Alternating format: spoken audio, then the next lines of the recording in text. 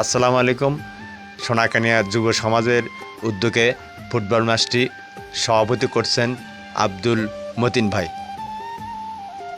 হ্যাঁ, সুধী দর্শক মণ্ডলী, খুবই দুটি দল হাড্ডাহাড্ডি লড়াই হচ্ছে। যে দুটি দল অংশগ্রহণ করছে আজকে এই ফুটবল ম্যাচে, মালিয়াঠা বনাম ফুলকোট। আপনারা সুন্দরভাবে এই খেলাটি উপভোগ করুন।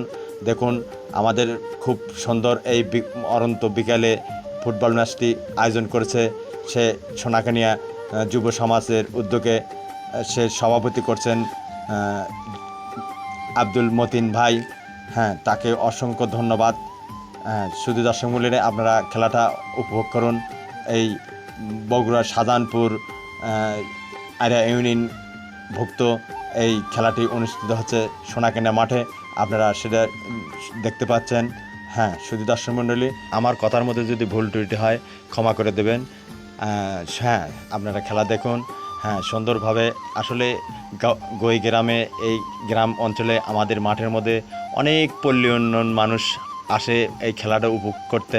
আসলে দর্শক খুবই মনোযোগ সহিত এই খেলাটা উপভোগ করে। আসলে খেলা তো ফুটবল খেলা নামতেই তো উঠে গেছে, তারপরেও আবার সে খেলাটা ফিরে যাচ্ছে জনগণের মাঝে।